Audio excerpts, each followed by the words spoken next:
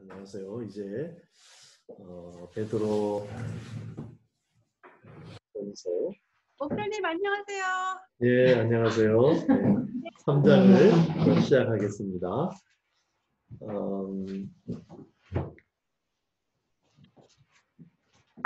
먼저 간단하게 오늘은 2장 18절부터 3장 마지막 절까지를 다루게 되는데요. 그 전에 간단하게 앞에 부분을 정리를 하자면 거룩한 영께서 우리를 거룩하게 하셔서 순종과 예수 그리스도의 피 뿌리심을 얻게 하셨다. 그랬죠? 그게 구원이었습니다. 이 구원은 이미 받았고 또 앞으로 받을 것이고 그런 구원인데 그게 우리에게 산 소망이 되죠. 그래서 거룩하신 영께서 우리를 거룩하게 하셨으니 너희는 내가 거룩하니 너희도 거룩하라. 이 말씀이었어요. 1장이. 2장에서는 그런데 그 거룩이 거룩하신 영께서 우리 안에 오셔서 우리 안에서 자기를 나타내시면 그걸 사랑이라고 말할 수 있겠습니다.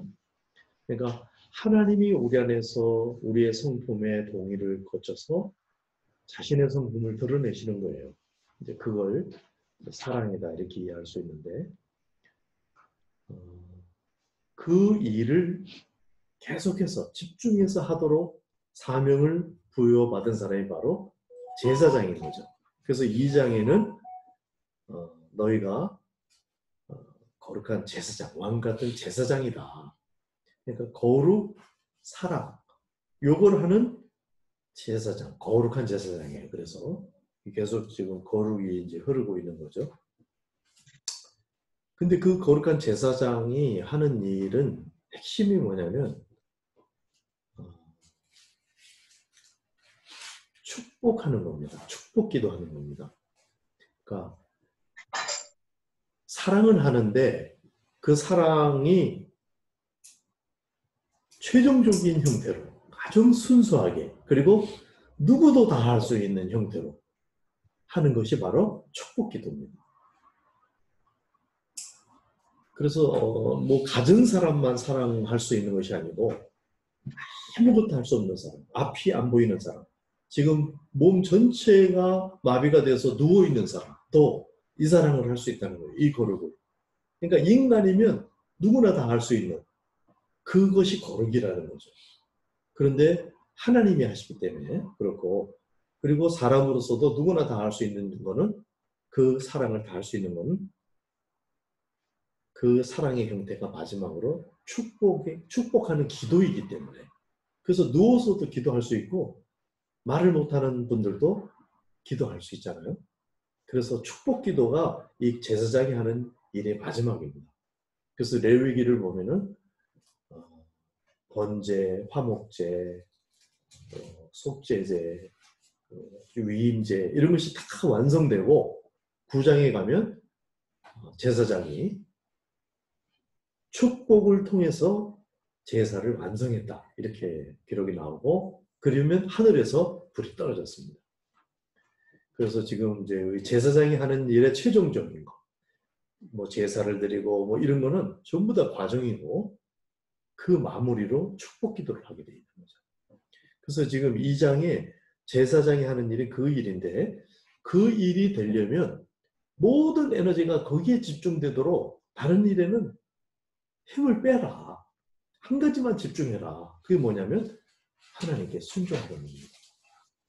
그래서 1장 2절에 그 베드로의 축복 기도에 거룩한 영께서 너희를 거룩하게 하셔서 순종을 위해서 불렀다. 이렇게 이제 하셨죠. 지금 내용이 따라와지나요? 지난번 이제 우리 다 다른 내용들인데 조금 어떻게 보면 추상적인 이야기로 들릴 수도 있을 것 같아요. 근데 사실 추상적이라는 말은 뭐하다 그런 뜻이 아니고 그 본질을 꿰서 통합적으로 제시할 때 그걸 추상적이라는 말을 쓰는 거거든요. 그래서 지금 이 제사장이 하는 역할, 자, 한마디로 하면 제사장이 집중해야 될 일은 뭐죠? 축복기도다. 그게 가능하려면 걸리는 게 없어야 되죠. 여기저기 신경이 분산되지 않고 누가 시비를 걸어도 거기에 말려들지 않고 이렇게 해야 돼요. 그러려면 어떻게 해야 되느냐? 순종이라는 태도가 필요하다. 이게 순종은 뭐냐면 하나님 밑에 자신을 두는 거예요. 그 방식으로 사람들을 상대하게 되는데, 그래서 2장 17절까지 그 원리를 쭉 얘기하고, 모든 사람들에게 지금 뭔가 큰 그 압박을 받고 박해를 받고 있는 상황에 있는 성도들을 향해서 11절부터 나그네 같은 너희들에게 이렇게 권한다 하면서 순종하는 태도를 유지해서 에너지가 소모 안 되도록 해라. 거룩한 제사장의 일에 집중해라. 지금 이렇게 이제 얘기하고, 그리고 이제 오늘 본문 18장부터 뒤로 나가면서는 특별한 상황에 있는 사람을 이제 예를 들어서 집중해서 상담을 해주는 겁니다. 근데 여기에 지금 사환들아 이렇게 돼 있고, 그러면 에베소서 같은 경우에는 사환들아 해놓고 그 다음에 상전들아 이렇게 상담을 하는데 여기는 그게 없어요. 그건 무슨 말이냐면 지금 하나님께서 베드로를 통해서 밑에 막 박해 압력을 받고 있는 사람들에게 뭔가 말씀하고 싶어 하시는 거예요. 베드로는 고난당한 성도들을 향해서 더 많이 이걸 하고 있어요. 고난을 많이 당하고 다루고 있거든요. 그러다 보니까 사환들에게만 하는데, 이거는 사환들에게 부담을 주기 위해서 그런 게 아니고 사환들이 힘들어하고 있기 때문에 그 사람들을 상담하는 거예요. 뒤로 들어가면은 아내들아 그 다음에 남편들아가 있는데, 남편들아는 한 절입니다. 아내들아 길어요. 이것도 마찬가지예요. 아내들이 더 힘든 상황을 겪고 있는 거예요. 그래서 그걸 하는 거지, 아내들에게 더 압력을 주고 남자들에게는 조금만 말하고 그런 말이 아닙니다. 그런 하나님의 심정을 이해한 상태에서 이해하면 좋겠습니다. 자, 2장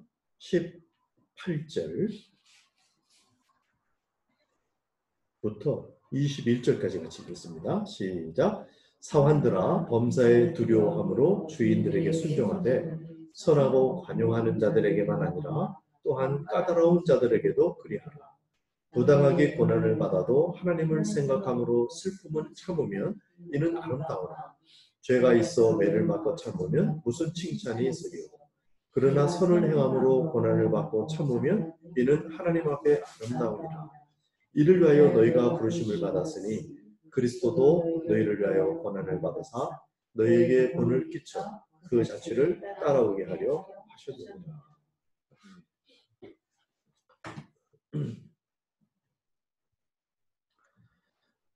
그러니까 조금 지금 아랫사람들, 상대적으로 아랫사람들인데 자신에게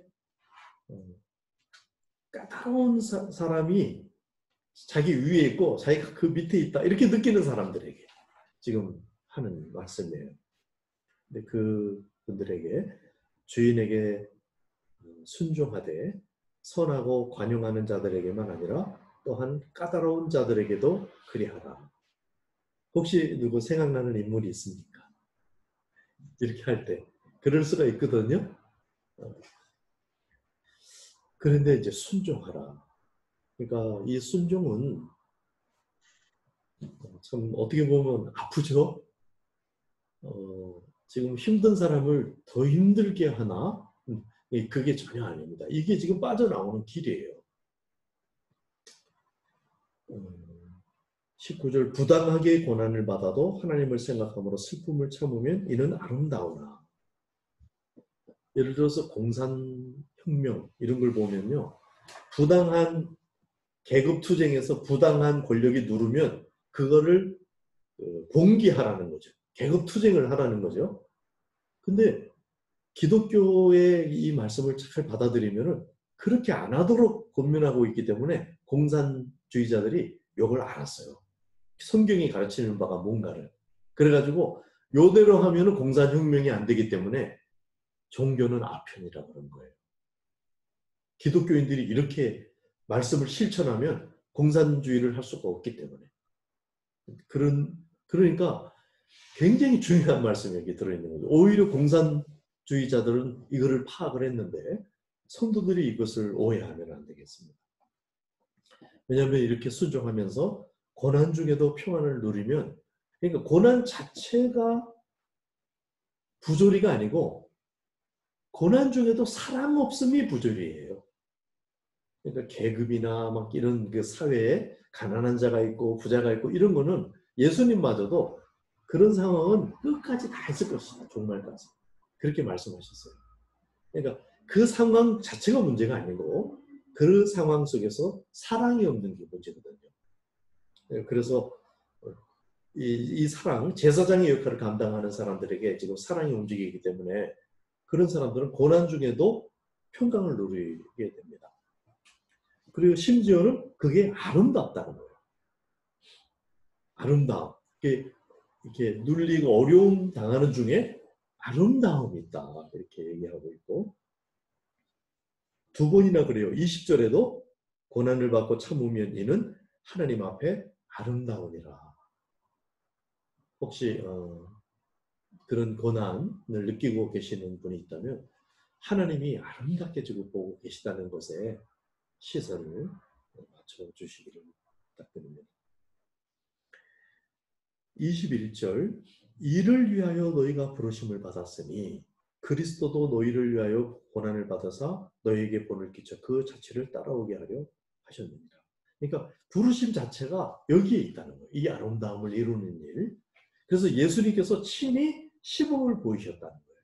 고난을 받아서 본을 끼쳐 그 자체를 따라오게. 진정한 아름다움이 이제 이 부르심의 목적이 거기 있고, 그것이 제일 많이 발현되는 게 부당한 고난을 받을 때.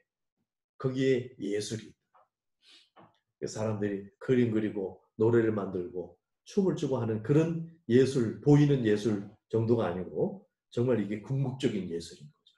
아름다움을 추구하는 것이 예술이라면 정말 이게, 그래서 이 부당한 고난을 당하면서도 하나님을 바라보면서 참는 것은 전부 다 점수가 되는 거예요. 하나님께. 예수님이 바로 그것을 하셨습니다. 그러니까 제사장, 사랑, 거룩, 성자가 되는 일, 이런 일에만 집중하도록. 그리고 예수님을 이제 소개를 합니다. 22절, 그는 죄를 범하지 아니하시고 그 입에 거짓도 없으시며 욕을 당하시되 맞대어 욕하지 아니하시고 고난을 당하시되 위협하지 아니하시고 오직 공의로 심판하시는 이에게 부탁하시며. 구약 성경에 의하면은 이에는 이, 눈에는 눈. 맞죠? 이게 율법입니다. 그러니까 합당하다는 거예요. 이게 하나님의 의예요. 이게 합당합니다. 근데 예수님이 그렇게 안 하고 욕을 욕으로, 이를 이로 갚지를 않으시고 고난을 당하셨어요. 그러면서 그냥 그 공의를 하나님께서 이루시도록 이렇게 하셨고, 24절, 친히 나무에 달려 그 몸으로 우리 죄를 감당하셨으니 이는 우리로 죄에 대해서 죽고 의에 대해서 살게 하려 하시리라. 그가 채찍에 맞음으로 너희는 나무를 얻었다. 지금 베드로 같은 경우에 생각나는 게 있어요. 예수님이 잡혀서 막 잡히는 그 순간에 말고의 귀를 칼로 벤 사람이 바로 베드로죠. 그때 예수님이 칼을 쓰는 사람은 칼로 망한다. 그러면서 너토록 그렇게 했죠. 그 장본인이 베드로거든요. 이걸 잘 아는 사람이에요. 근데 이분이 지금 이 얘기를 하는 겁니다. 비판은 비판으로 돌아온다. 칼은 칼로 돌아온다. 이런 걸, 그러니까 우리를 보호하기 위해서, 비판받지 않도록 하기 위해서 너희는 비판하지 말라. 이렇게 말씀하신 거지, 우리를 막 그냥 속 터지게 만들려고 비판도 못하고 막 아무 말도 못하게 하려고 그러는 게 아니다. 그리고 예수님이 그런 방식으로 죄를 감당하셨고 이게 우리에게 효과가 있어서 지금 우리가 예수님을 따르고 있는 거죠. 또 우리에게 효과가 있다는 말은 전 인류에게, 세상에게 효과가 있어서 어떤 군대보다도 영향력 있는 그런 놀라운 사랑의 권세를 가지고 사람을 변화시키고 있다는 겁니다. 그게 이제 예수님의 방식이었고, 그래서 너희들 제사장들은 이렇게 하라. 25절 너희가 전에는 양과 같이 길을 잃었더니 이제는 너희 영혼의 목자와 감독 되신 이에게 돌아왔느니라. 이게 너희의 길이다는 거죠.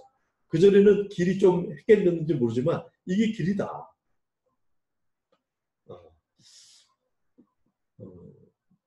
그러니까 그 뒤에서 언급을 하게 될 텐데 네, 뒤에서 계속 진도를 나가죠. 3장으로 넘어가서요. 6절까지 같이 한번 읽겠습니다. 시작. 아내들아 이와 같이 자기 남편에게 순종하라. 이는 혹 말씀을 순종하지 않는 자라도 말로 말미암지 않고 그 아내의 행실로 말미암아 구원을 받게 하려 함이니 너희의 두려워하며 정결한 행실을 봅니다.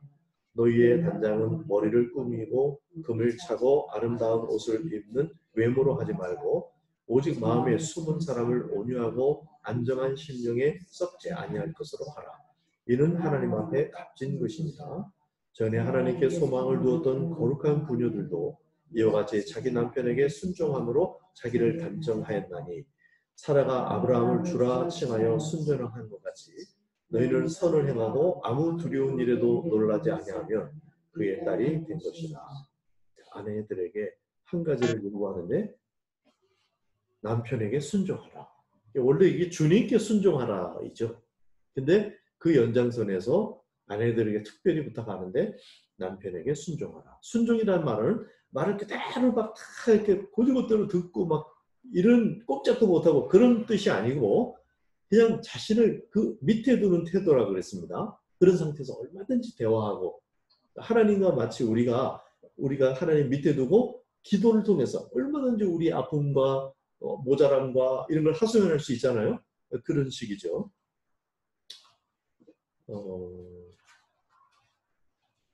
그리고 4절에는 이제 우리 그 단장하는 거, 화장하고 하는 걸 아름다운 그 외모를 단장하기보다는 내면을 아름답게 단장하는 그 단장법이 나와 있는데 5절 전에 하나님께 소망 두었던 거룩한 부녀들도 이와 같이 자기 남편에게 순종함으로 자기를 단정하였다. 그러니까 영적인 화장법이에요. 그게 뭐죠? 순종입니다. 순종. 누구에게? 남편에게 순종하기를 축복합니다.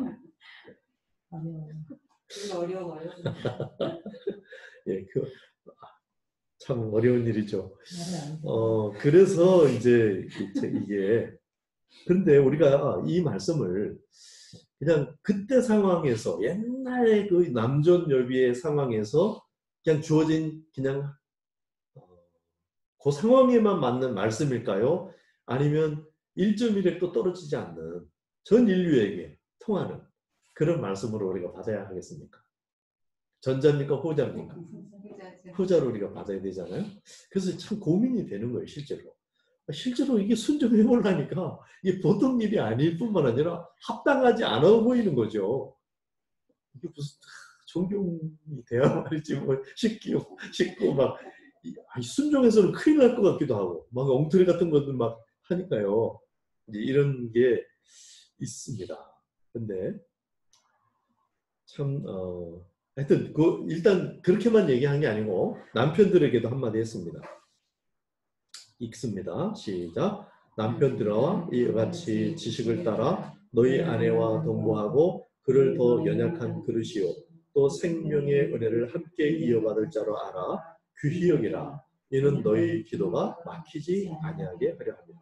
남편들에게 얘기하면서 남편들아 얘기하지만 사실 전 인류에게 통하는 말인데 기도가 막히지 않게 하는 거. 이게 핵심이에요. 남편들에게는 기도가 막히지 않게. 자, 제사장이 해야 되는 일이 뭐라 그랬죠? 축복 기도거든요. 여기까지 나가야 되는데 이걸 못하게 되는 상황이 다 방해 요소인 거예요. 이 방해 요소를 가능하면 누그러뜨리려고 하는 게 지금 순종하라는 거고 지금 남편에게 뭐라 그러냐면 첫 번째 지식을 따라 이게 뭘 알아야 된다는 거예요. 그러니까 남편이 성경을 알아야 되죠. 돕는 배필들은 이걸 도와야 됩니다. 두 번째, 아내에 대해서 연약한 그릇이고 섬세한 그릇이라는 것을 알아야 돼요. 남편들이. 이거를 미주알 고주알 다 알려줄 수가 없으니까 어떻게 하면 좋아요? 성경 자꾸 읽으라고 해야 돼요. 성경 읽고 그 다음에 혼자서는 잘 못 깨달으니까 자꾸 교제하도록, 영적인 교제를 할 수 있도록 그런 거. 세 번째로 함께 그 은혜를 이어받을 자로 알아서 귀히 여기라. 귀히. 그러니까 남편은 아내를 굉장히 귀히 여길 줄 알아야 되는 거예요. 자, 이런 얘기를 하고 있습니다. 너무 손해보는 것처럼 억울하게 생각하지 마시기 바랍니다. 그러고 나면 마지막으로 제사장의 축복 기도를 할 수 있는 거죠. 막힘없이, 장애 없이 할 수 있는 이 기도. 이걸 하는 거예요. 이게 사랑의 진수인 거예요.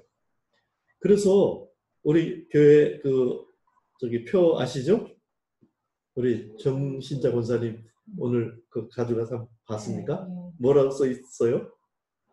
이 집은 왕이 거하는 궁전이요, 제사장이 기도하는 지성소입니다.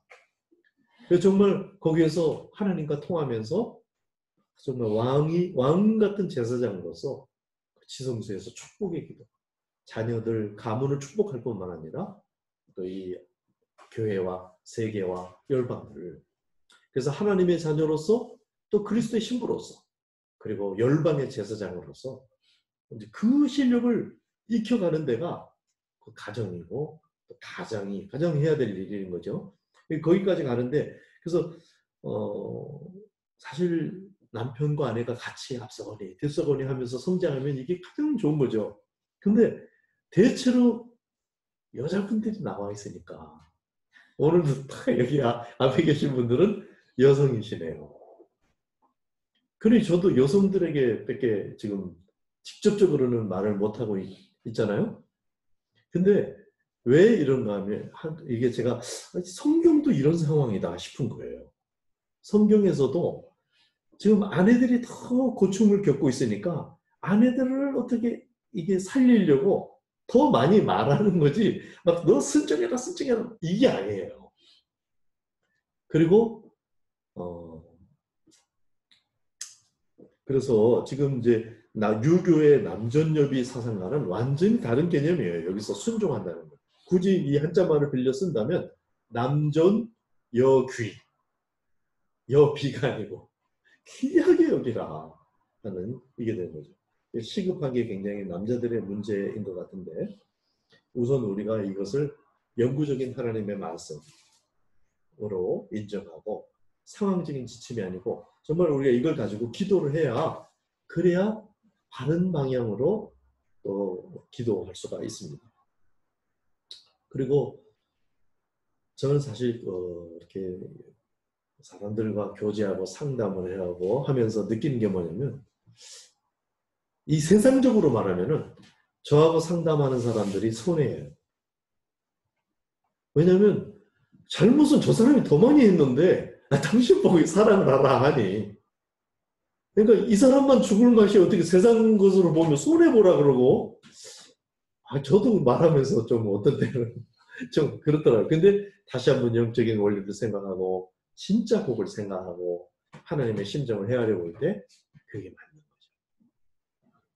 그렇게 하면서 기도할 때 정말, 그래서 저도 이제 그 인생을 살고 많은 남자들 또 여성들을 만나면서 진짜 고집스럽게 안 변하는 남자들, 주로 남자들이 그렇더라고요.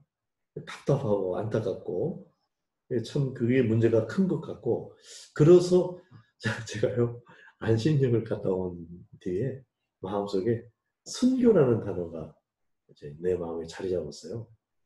굉장히 겁이 많고 이런 사람인데, 순교와 애통이라는 단어인데 왜 그랬을까? 물론 이제 하나님이 저에게 꼭 말씀하고 싶어 하시는 그런 말씀이 있어서 그렇기도 하겠지만은, 제가 본 것도 생각나요.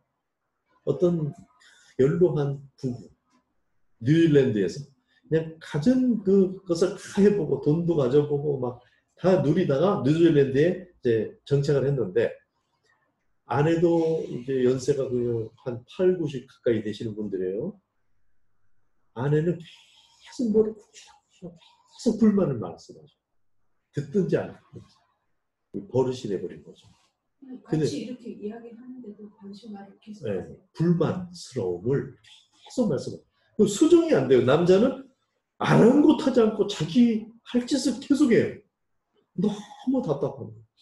막 나 그걸 보고 막 턱턱 막히더라고. 그래서 만약에 내가 저런 식으로 늙으면 안 되겠다 싶어 정신이 번쩍 나면서 순교가 훨씬 낫겠다. 좀 겁나고 하나님이 책임져 주실 거 아닌가. 얼마나 영광스럽겠나. 차라리 순교 그런 뜻은 아니고요. 야, 내가 성장하지 못할 바에는 빨리 죽는 게 낫겠다. 주님 은혜 안에서. 이런 기도가 저절로 나오더라니까요.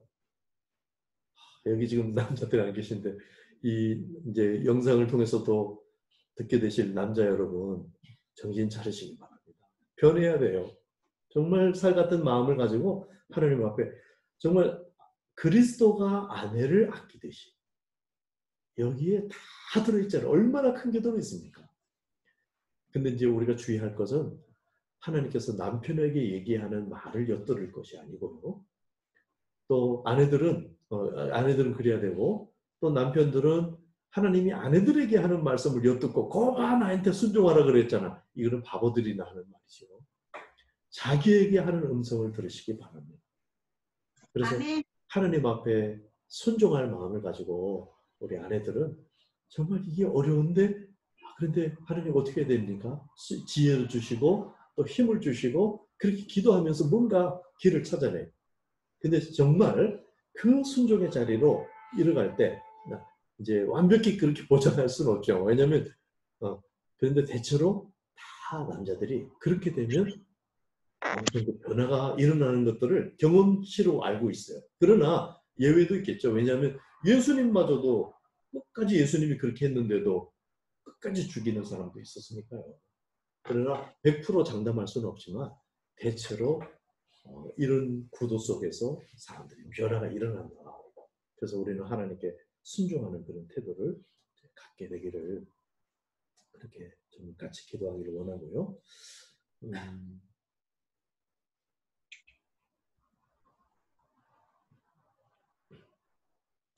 자, 8절부터는 다시 이제 전체 성도들에게 말하는 겁니다. 제일 먼저 전체 성도들에게 말한 다음에 부분적으로 사환들아, 그다음에 아내들아, 남편들아 이렇게 말해놓고 다시 이제 전체적으로 이제 말합니다. 8절부터 12절까지 읽겠습니다. 시작. 마지막으로 말하노니 너희가 다 마음을 같이하여 동정하며 형제를 사랑하며 불쌍히 여기며 겸손하며 악을 악으로 욕을 욕으로 갚지 말고 도리어 복을 빌라. 이를 위하여 너희가 부르심을 받았으니 이는 복을 이어받게 하려 하심이라. 그러므로 생명을 사랑하고 좋은 날 보기를 원하는 자는 혀를 금하여 악한 말을 그치며 그 입술로 거짓을 말하지 말고 악에서 떠나 선을 행하고 화평을 구하며 그것을 따르라. 주의 눈은 의인을 향하시고 그의 귀는 의인의 간구에 귀 기울이시되 주의 얼굴은 악행하는 자들에 대하시느니라 하였느니라. 네, 거기까지. 마지막으로 이렇게 이제 정리해서 말하는 거죠. 악과 고난 아래에 있는 모든 성도들에게 다시 한번 말한다. 그러면서 여기 마음을 같이 하는 거, 동정, 형제 사랑, 불쌍히 여기는 거, 겸손한 거 이런 걸 쭉 나열했는데 저는 이제 이런 나열해서 기억해도 좋고요. 기억하기 어려우면 연민이라는 단어로 이 개념 전체를 포괄해서 마음에 두어도 좋지 않겠나. 저는 이제 이렇게 생각을 하고 있습니다. 연민이라는 뜻을 사전적인 의미만 따를 것이 아니라 좀 더 폭넓은 의미로 해서 이제 제가 불쌍히 여기는 거라든가 국률 이런 거하고 조금 다르게 연민이라는 단어를 이제 사용하고자 하는 것은 불쌍히 여기고 국률 여기는 거는 꼭 위에 사람이 아래 사람에게 하는 거 그런 느낌이 좀 있지 않나 싶어요. 근데 연민은 그런 뜻만은 아닙니다. 윗사람이 아랫사람에게도 되지만 아랫사람이 윗사람을 향해서도 연민의 그걸 가질 수가 있어요. 그 토지의 박경리 씨가 토지의 전체 내용을 한 단어로 요약한 것이 바로 연민입니다. 거기에는 가진 자, 안 가진 자, 배운 사람, 못 배운 사람, 일본이 그 압제자들, 거기에 당하는 농민들, 이게 막 엉켜 있는데 그 전체에 돌아가는 정서를 한마디로 그 작가가 연민 이렇게 말했을 때 제가 그 단어를 취하게 되었는데 정말 그 연민의 마음을 사람을 아끼고 사랑하고 긍휼히 여기고 그러나 그것이 높낮이가 없고 그런 상태에서 없는 사람도 얼마든지 있는 사람을 향해서 할 수 있는 그리스도의 마음 그 심정을 제가 이제 연민이라고 요약하고 싶은 거고요. 그래서 연민이라는 그런 마음을 가지고 뭘 하게 되냐면 도리어 복을 빌다. 악을 악으로, 욕을 욕으로. 이게 옳아요, 그러나요? 악을 악으로, 욕을 욕으로. 예? 이거는 합당한 거고. 이거는 율법에서도 허락한 정도예요. 그러니까 너희에게 자유가 있다. 이랬을 때 이 장의 자유, 권리, 상식선에서 할 수 있는 게 있는데 이를 만약에 다쳤어. 그러면 이로 갚아주는 거 이거 할 수 있다는 거예요. 이게 성경의 그 구약적인 개념이에요. 구약적인 개념이라는 건 뭐예요? 하나님께서 우리에게 그걸 허락하셨어요. 왜? 우리 마음이 완악하기 때문에 그 정도까지 허락을 안 하면 더 문제가 되고 또 그렇지 않으면 거꾸로 계속 악에게만 당해서 또 이게 막 의의가 망가져 나가겠죠. 그래서 아마 이런 것을 허락하셨으되 예수님께서 해설을 하십니다. 너희가 완악해서 그런데 사실은 하면서 마태복음에서 그걸 해설하셨던 거죠.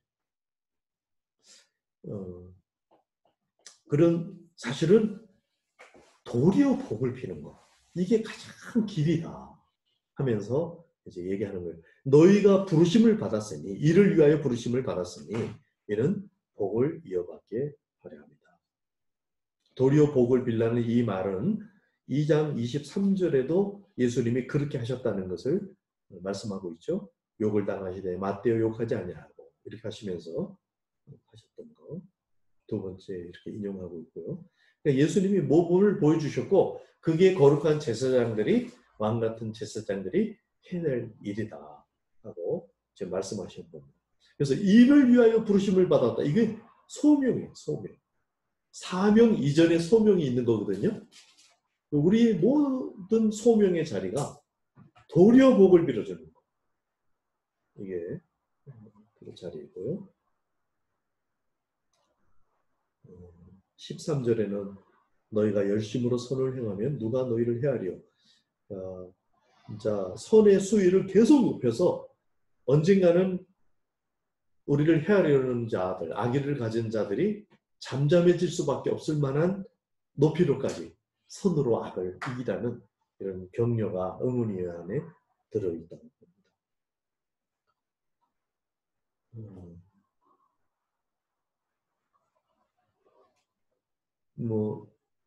그리고 17절 선을 행함으로 고난을 받는 것이 하나님의 뜻일진데 하나님의 뜻이다 이렇게 언급한 게 몇 군데 없습니다.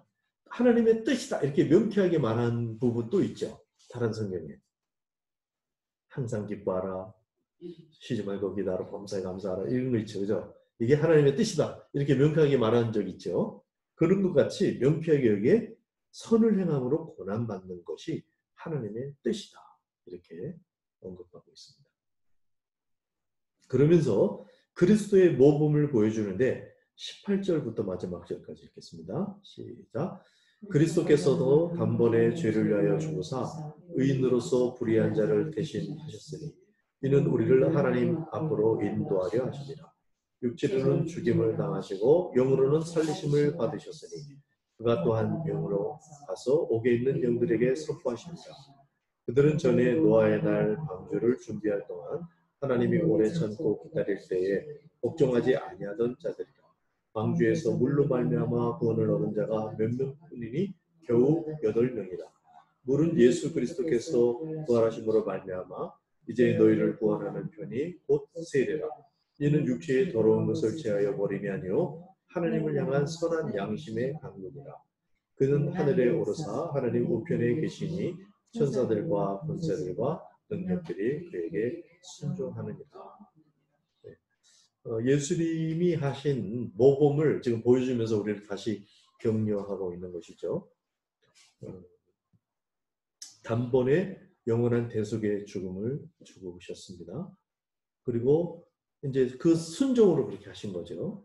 그렇게 하고 그가 영으로 가서 옥에 있는 영들에게 선포했는데 그 옥에 있는 영들은 노아의 방주 그 사건 그 이전에 심판받은 그런 사람들이다 하면서 뒤에 이제 설명을 덧붙였어서 좀 복잡해지는데 그냥 예수님이 순종해서 이렇게 지금 이렇게 심지어는 지옥에까지 강화하셨다 하셨다.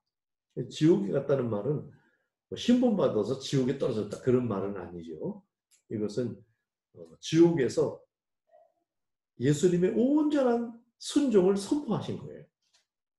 그러니까 예수님이 온전히 순종했다. 순종이 완성되었다. 구원이 완성되었다를 거기에 선포한 겁니다. 그러니까 그 당시 이 어떤 사람들에게냐면 복종치 않는 자들에게 완전한 복종을 보이신 사건을 지금 얘기하는 거예요. 그래서 초점이 계속해서 순종, 복종입니다.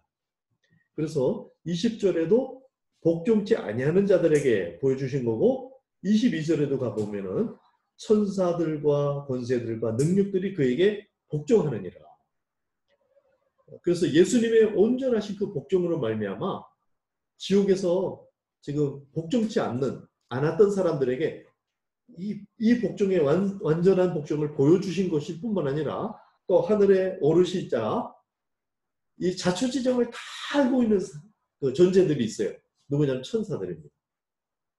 이 자초 능력 뭐 여기 지금 권세 이렇게 하는 거는 약간 부정적인 의미로도 해석이 가능한 하늘의 영들인데요. 그 존재들이 지금 세계에서 사람들 인류사에 예수님이 등장하셔갖고 이게 어떻게 된 건지를 자초지정을 다 본 거예요. 보고 나니까 예수님이 온전한 순종을 땅에 이루셨기 때문에 그걸 보고 이 존재들이 복종하지 않을 수가 없어서 자발적으로 복종을 하게 됩니다. 우리도 그러할 거예요. 우리도 정말 더 지금보다 더 잘 알게 되면 우러나는 복종이 있을 거예요. 그 복종의 이야기를 하게 된 거예요. 전부를 본 천사들은 굴복했지만은 전체를 보지 못한 사람들 중에는 복종치 못하는 사람들이 그 당시에 있었고 또 지금도 있는 것이죠. 그 가운데 예수님이 완전한 복종을 이루었다는 것을 보여주셨다. 그러니까 우리에게 메시지가 뭐겠어요? 우리도 예수 그리스도처럼 그 복종하는 일에 그리고 우리가 스스로 친히 복종을 사실 못하는 존재인데 예수님이 이루신 완전한 복종 그것을 덧입으라는 거죠. 예수님께 계속해서 내 주인자를 내어드리고 예수님께 복종하는 것은 우리가 정말 기쁨으로 할 수 있잖아요. 잘 안 돼도 그것을 계속해서 원할 수 있잖아요. 그 복종을 통해서 그 복종의 아래서 완성된 힘으로 남편들에게 윗사람들에게 어떤 권세들에게 모든 제도에 이 한 동작으로 계속해서 실제로는 복종하려고 사는 건 아니고요. 그 복종을 통해서 축복하는 자리, 제사장의 역할, 사랑하는 일, 이 일을 위해서 우리가 부르심을 받았다 하고 3장까지 거룩, 사랑, 제사장, 이 일을 위한 순종, 계속해서 해야 할 축복기도 이런 정도를 지금 흐름을 가지고 이야기하고 있습니다. 자, 이렇게 해서 3장까지 내용을 마치도록 이렇게 하겠습니다. 자, 오늘까지 해서 3장까지 마쳤고 자, 질문과 나눔은 이 시간 이후에 하도록 하겠습니다. 시간이 많이 바쁘신 분들은 저 줌에서 빠져나가셔도 되고요. 안 그러면 남아 계셔서 같이 나누는 시간 같이 갖기를 원합니다. 다음에 뵙겠습니다. 감사합니다. 감사합니다.